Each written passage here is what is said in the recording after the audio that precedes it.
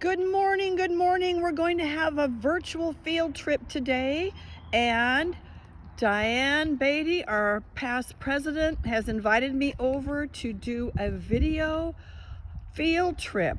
And it's been about 2 years since we came out here for an actual field trip. Oh my gosh. Hi, good morning. Good morning. We're gonna stay 6 feet apart. Right. Yes, I hope they can hear you. I'm closer. Oh, this is beautiful. The yellow are desert marigolds. They're perennials, and they started blooming, about 3 weeks ago. They're beautiful. And they will continue to bloom on and off until late fall. Oh, through the summer you'll have Yes. color. Yeah, I trim them back, and then they come out and bloom again after the summer Look at rains. all the bees you're attracting. They are so happy. Yeah, and there's honeybees, and then there's a bee with a black body, and that's a native bee. It's a little bit smaller than a honeybee. These look pretty small here. Now, what kind of That, marigolds? I think that was that You had a black. little one is a native. Yeah, and then The there's ones some that with have stripes. the yellow and black, the yellowish stripes, I think, are the honeybees. And They're small for honeybees, so. they are small. They're kind of skinny. But it's just that particular hive, and I know where it is, and I'm not going to say. Oh, I'm not in my afraid of yard. bees. It's I'm not in my afraid. yard. Now, the foliage is a pretty kind of a seafoam green, too, isn't it? Yeah, it's a really pretty gray Now, green. what kind of marigold did you call this? Desert marigold. Desert marigold. It's a native, and it also attracts butterflies, and it's It's certainly attracting the bees. and then when the flowers make seeds, which they haven't quite yet, they're about to. The birds love the seeds. Oh, they come and eat them. Yeah. The contrast with the purple is beautiful. Isn't What's that- yes, I yeah. love yellow and purple. That's Let's get closer. fernleaf verbena, Fernleaf verbena. and that's another plant that attracts butterflies. Now, I've had verbena before, but it wasn't this vibrant purple that I recall. Well, later in the summer, it's not quite so vibrant. Oh, okay. It's in early spring. It's a good strong purple. Fernleaf Fernleaf verbena. It has almost like a parsley kind of a look to the foliage, yeah. doesn't it? And it's a Southwest native, as the desert marigolds are natives. And then, of course, the brittle bush, or the bigger yellow daisies. Diane knows the name of every plant in your yard, don't you? Yes. Yes. Except one. I do not. Except one. Oh, now I Okay, want to know. I know this is a petunia. Yeah. Yeah. The petunias, they self-seeded in there. I planted Oh. petunias in there like 3 years ago, and they died out, and And they came these back. spring rains brought them back. Okay, now what's the name of that cute little Well, red in the middle? I've heard it before. something equistum, and I can't, is Latin. Equistum? Anyway, it's Is it something? coral bush or something like that. Yeah, And that it's, sounds right. I had it. I think It's I've weepy, and so I have it in the pot so that the hummingbirds can get to it easier. The hummingbirds love it. And you see a butterfly Oh going yes, around. yes. Can you a little white one? I hope I got Yeah. him in the film. Uh, Okay, now what is this here? On the Oh, side. that's the penstemon. Okay. Perry's penstemon, and you see it's just finishing up. It's all over in there. Does it come in any other colors? Well, other varieties of penstemons come in other colors. Isn't the there a Perry's does coral? the best out here. Okay, now what's the There's name of another that one? butterfly over down Oh in here. yes, yes. You can see the foliage moving.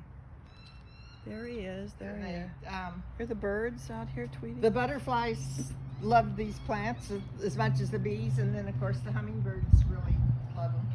And that's one reason why Diane chose. She likes the natural garden, and I have a very manicured one, but we both respect each other's choices. Yes. we like variety.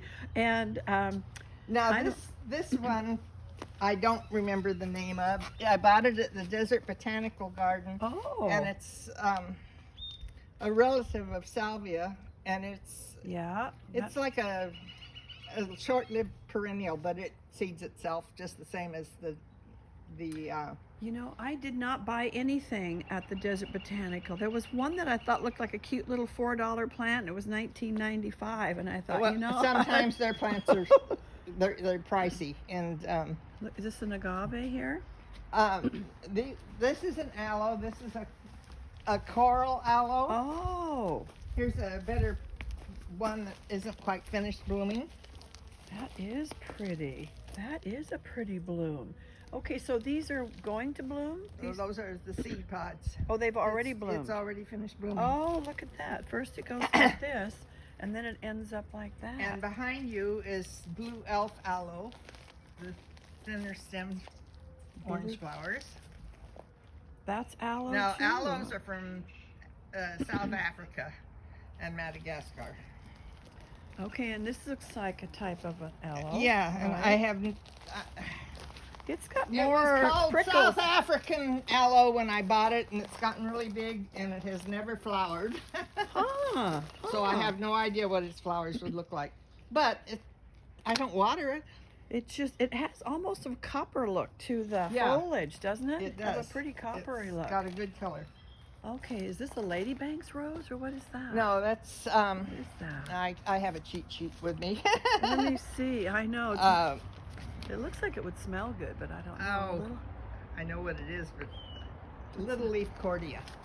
Little? They are Little leaf cordia. You see a lot of them along the freeway. Are you saying little, like tiny? Like, yeah, Oh, like like tiny lit- leaves, as oh. opposed to the Texas Oh, they are tiny. olive. It's related to the Texas olive, but this It's blooming. this one is native to the south, to our area, to Oh, it to, is? Arizona and New Mexico. Well, a lot of times the tiny leaves are because they don't need this photosynthesis. They get all the sun they need, and the tinier leaves Yeah. help them adapt. And it's Okay, this is a mesquite, isn't it? that's a mesquite. So it hasn't started. Oh, there's a tiny bit of bloom starting.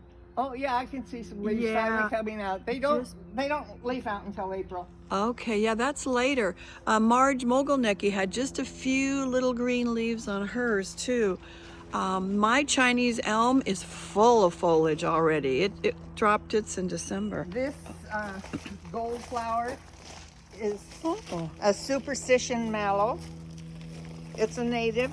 The butterflies love it.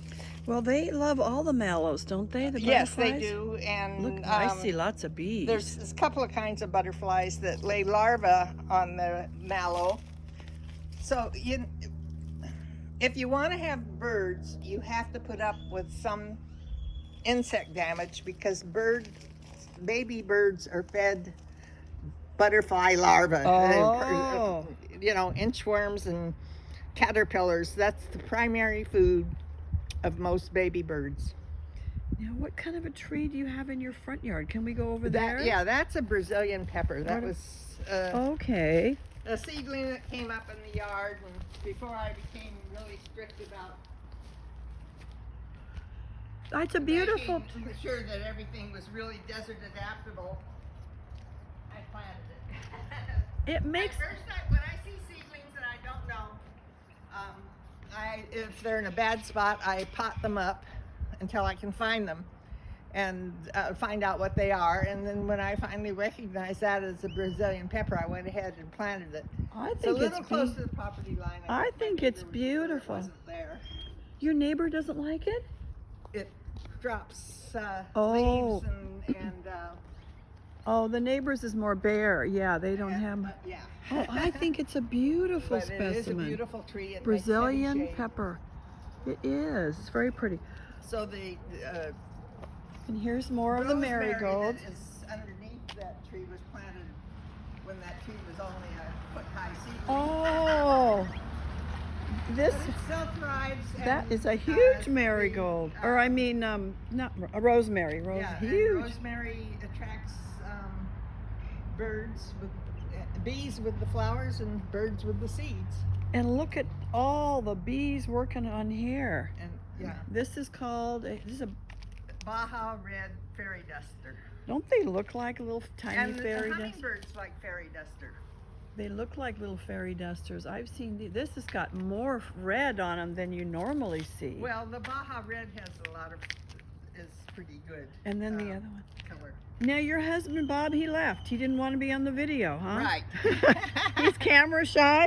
Oh, I'm shooting into this. Yeah, like Huh. a lot of people are.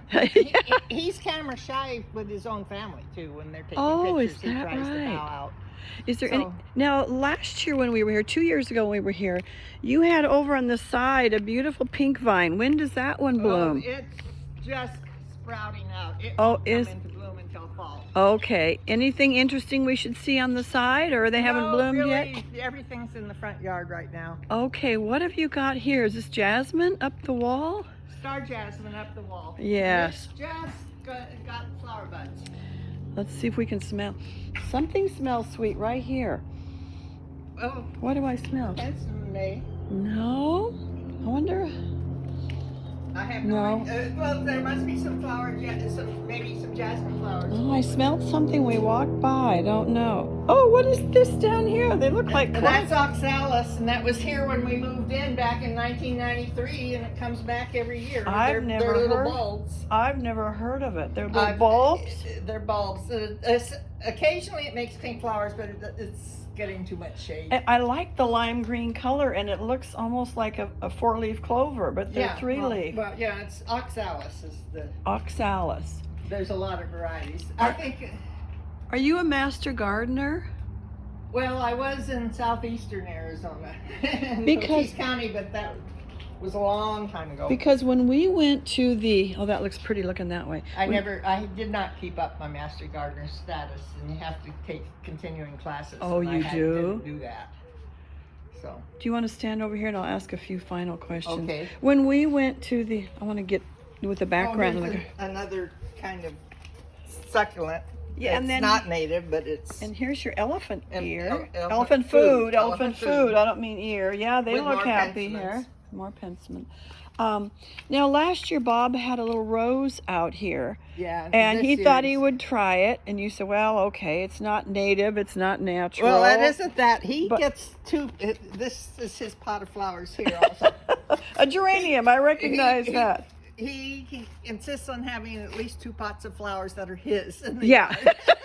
I guess So that's fine. all. So this year the geraniums. I and, guess that's only fair to let him have a couple the pots. White and red geraniums. It adds a nice pop of color. Now, were these pavers here when we came on the Yes. field trip before? Yeah, I've Okay. always had pavers and a little circle of stuff. At one time, I figured we'd sit out there, but the bushes have gotten bigger, and Too I'm not big. going to cut them back. Yeah, but you could maybe Well, I do- put two little actually, chairs. I trim them back some Yeah. every year, but not while they're in flower. I wait until they're out of flower. Yeah. Now Diane I has don't- a big pie-shaped lot. Her front yard is small, but then in the back it goes way back, and we went on a Yeah. field trip there before. But it's aimed to where just 1 or 2 things are flowering at a time usually, and right now almost nothing is flowering. The Yeah. bougainvillea is just starting to. You had And some there's a little citrus back penstemon. there. You had some citrus And the trees back citrus, there. of course, is flowering. Yeah, yeah. In fact, Which smells my wonderful. new lemon is now in its 3rd spring, and it is covered with blooms. Oh my gosh! You're And doing. I'm thrilled to death because I use lots of lemon. Well, they say if you have a half a lemon in the morning in your water and a half a lemon at night, it keeps your body alkaline Well, because it metabolizes well, alkaline. I use it's- up not quite about half a lemon in a day. Yeah. Because they're hard to come by. They're organic, because I like to dump them, the whole thing, skin and all, into my tea or my water. Yeah. And so that's why I prefer to raise my own lemons. Did you make any lemon cubes? I didn't have enough lemons to do that. Okay, well- last year I had 10 lemons and we just ate them all up Yeah. fresh. This year I'll have enough that I'll freeze some. Oh, yeah. And rather than making cubes, I just cut the lemons in like 4 quarters Oh, and freeze the quarters. That way you have the lemon rind. And that way I have the lemon rind. And sometimes I have in the past take the seeds out and then mushed up the rind and the lemon together and have lemon mush, so you're getting one all of the our, benefits of the whole lemon. right, one of our members, Terry McStalker, she's using all the benefits of the whole lemon by making limoncello. Yeah. So Okay. with I think it's got vodka. I in made it. a lemon pie one time with the whole lemons. Yeah. And Yeah. it's really good. Yeah. So, and you can find the recipe online for whole lemon pie. Yeah, like all of us Susie homemakers. Although I've been cooking more now since we're quarantined than ever before. I have been cooking more since we moved to Sun Lake. Yeah, yeah. We like eating out at restaurants and we miss it. I know, unless you do takeout, and that's about it. I remember when we went to the field trip not too long ago to ASU, and Deborah Thurkill did that nice tour. You were saying, oh, that's holly. That's in the Isis family or something. And you knew families I'd never even heard of. But that was probably because you had studied to take your master gardener. Well, that was it. Plus, I read books about plants, and I read online about plants all the time. I mean, I'm reading more and more now that I'm... It gives us time. I get tired of cleaning house, so then I sit down and read. Good for you. Good for you. I've also been cleaning house more than I have in years. We're all doing projects. I've got to get my income tax done. They're talking about doing an extension on that now. Yeah. I don't know. But anyway, do you have a favorite plant in your yard? Well, I think the penstemons. Just because the hummingbirds love them so much. But I also obviously like the desert marigolds, or I wouldn't let them come up like they do. Well, and then you say they're going to give you color clear till fall. They will give me color on and off all summer long. That's a beautiful big pine tree in your side yard there. Yeah, that was there when we moved, but it was just probably only 10 feet high. When we moved here in 1993. Yeah, we moved to Sun Lakes in 91, I think. And there's nothing in the front yard that was there when we moved here. Was the mesquite tiny when you moved here? No, we planted it, but I unfortunately I bought a South American mesquite rather than a native, and because the native mesquites don't get that big. So if somebody wants to plant a mesquite, plant the native, a honey mesquite or a screw bean mesquite. But it makes a nice canopy. Probably keeps does, your car. I have to have it pruned every year because it gets so big. My Chinese elm is the same thing. It's like $1,300 every time I get it pruned. Yeah, it's expensive to have your trees pruned. But it is. Mesquites are great, but the South American mesquite gets too big, and it doesn't attract as many native insects as the honey mesquite or a native mesquite would. And so it doesn't make as many larvae for the birds. Oh, which is what your goal is. And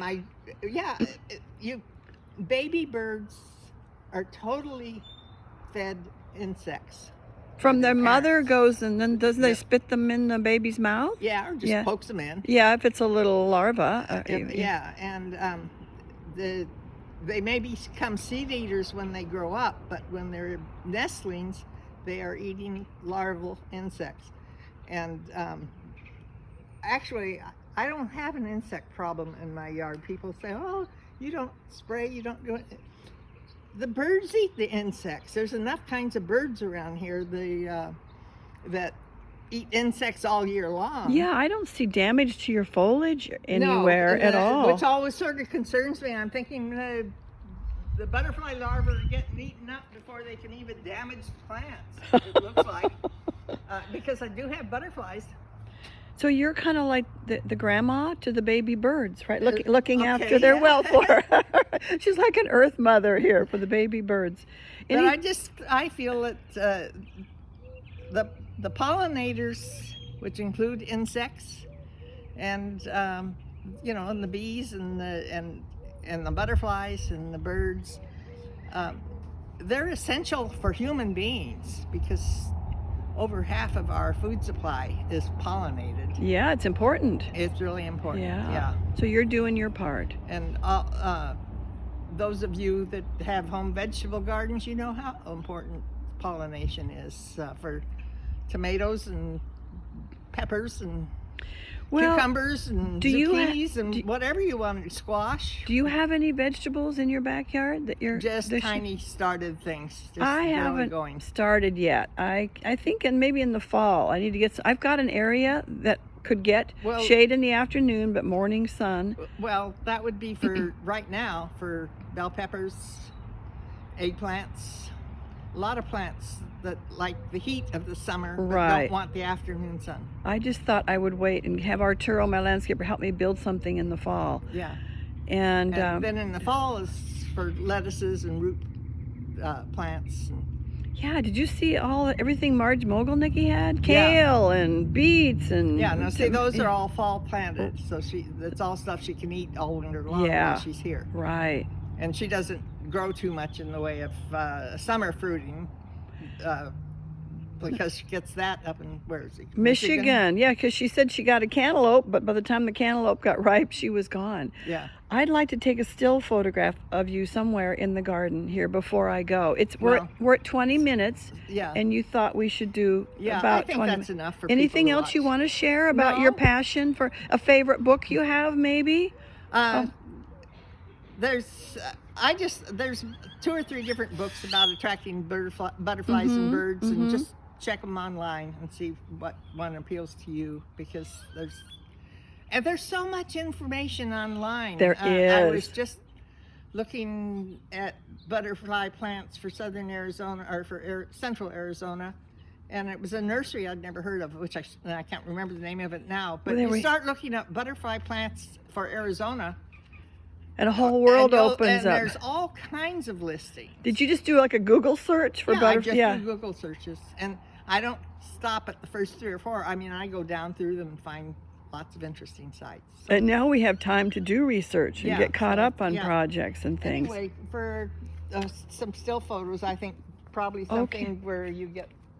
Yeah, some of the yellow with your blue shirt. Okay, I want to thank Diane Beatty for sharing her philosophy about the birds and the bees, and sharing the butterflies, and sharing her garden with us. So thank you. It's been a pleasure. Thank you very much for coming over. Bye-bye. I enjoyed it.